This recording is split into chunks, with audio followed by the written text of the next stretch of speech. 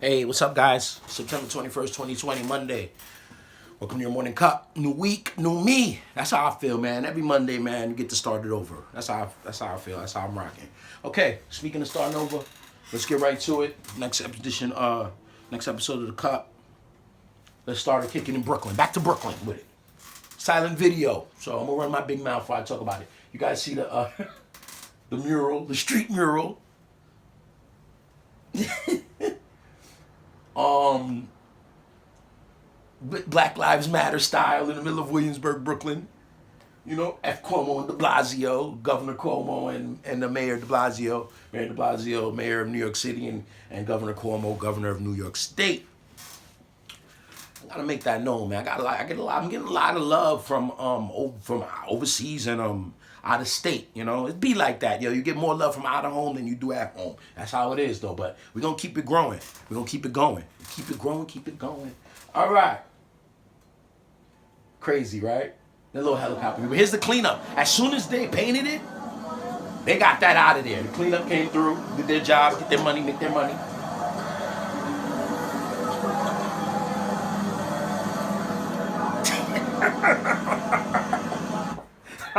Yo, thank you to the trashy post. Oh my God. Yeah, let me start off with Mayor de Blasio. I'm gonna break it down to you guys. For you guys, you know, I know the internet will tell you, you know, how New York City feels about Mayor de Blasio, and you'll see a lot of people trash him. I'm gonna break it down to you why. De Blasio replaced Mayor Bloomberg. When was this? 2013, I believe. And fall of 2013, he 2013, 2014, replaced Bloomberg, and he continued Bloomberg's mission in commercializing New York, you know, building it up, gentrifying it, you know, after the you know, Brooklyn, we watched it happen, especially after Ratner came in there with the Barclay and the Jay-Z and what have you, and we watched Brooklyn get gentrified, and it continues to be so as everyone watches the rest of the country get gentrified. De Blasio came out with that plan. You know, gentrification is money. At the end of the day, and that's what it's all about. So he came out with that. I mean, he didn't come out with that. He continued it. You know, continued for a year and a half. You know, no one really knew who he was. He campaigned with his son with him all the time. His half-black son, you know, definitely black features, afro. He walked around with him, and he used that as a chip, you know, as a tool to get elected. It worked. It got a lot of the urban community to vote for him, whether you like to admit it or not. With that said, on the flip side of things, you know, the other side of the tracks, they watch them. They give them a chance. Everybody gets a chance. Democratic mayor. It's a democratic city. But when the situation with the unrest and the police shootings and the police shooting civilians and all the and Eric Gardner and all of that, when that came to light, and then Ferguson and all the nationwide unrest with police, New York was one of the epicenters. New York, Ferguson, New York, other places, and De Blasio wasn't ready for that. You know, he showed sympathy towards victims of the Eric Garner family and all that. I believe it was after the Garner family, after Garner was killed, those two cops were killed in their cruiser in Bed-Stuy. Okay? By that kid I was talking about. I don't remember his name and I don't need to. But he killed himself. The kid, and I think his name was Brinsley or some shit. He ended up killing himself in the subway station after he did the cowardly shooting. So now, when De Blasio goes to the police station to go see the police, they're all lined up in the hospital. They turn their backs on him. And they haven't turned them back since. You know, Lynch hates him. Patrick Lynch, the PBA president, the Police Benevolence Association president, as the union boss, he hates him. He talks bad about him anytime he can. You know, the police department has become political and moved to the right. They moved to the right side. I mean, they've always been political, but now it's outspoken. They moved to the right side with Donald Trump. But at the same time, De Blasio trying to play both sides and trying to appease them, he lost the urban community too. So to me, he don't really, no one rocks with him here. Maybe the Blue Lives Matter, the All Lives Matter people might think that the urban community, that the hood rocks with him, but they don't. They don't give a damn about him. Cuomo, on the other hand, his approval rate in New York State is 79%. So, you know, like I said, this is a pro-Trump mural, to be honest. It's made from pro-Trump supporters. because he doesn't like these two guys, because these two guys talk about him. They got his name in their mouth. And when you got your name, the Donald name in your mouth, the Donald gonna shoot at you. That's how the Donald do. The Donald gangster gonna clap at you.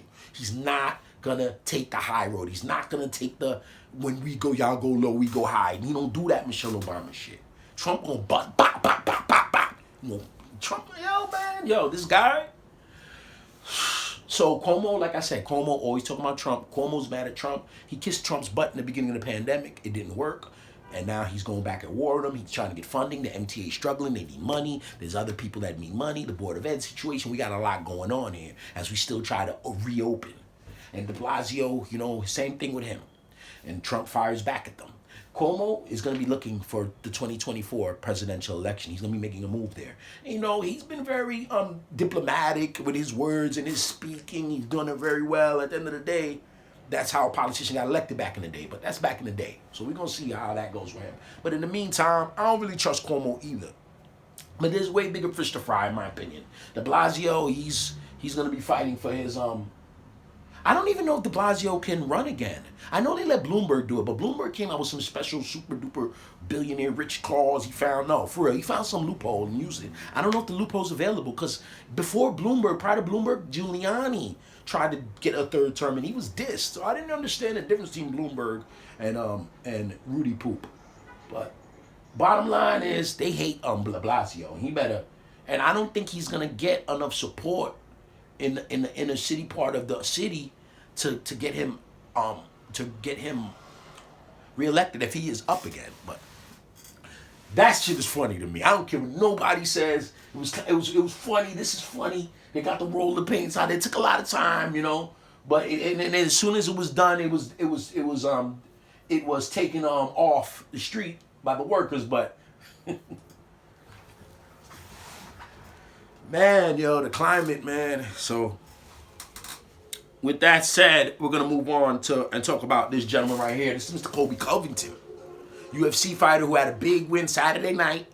And instead of talking about his victory, he wanted to talk about some politics.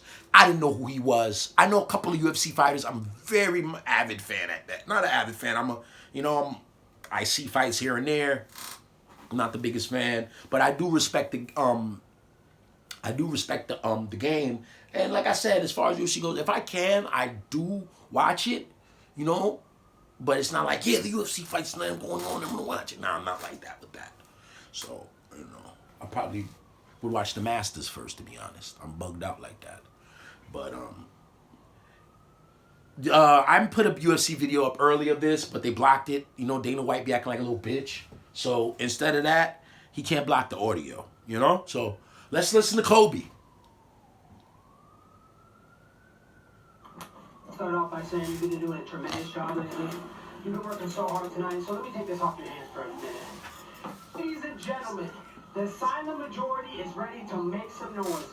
If you thought that was a beating, wait till November 3rd when Donald Trump gets his hands on Sleepy Joe. That's going to be a landslide.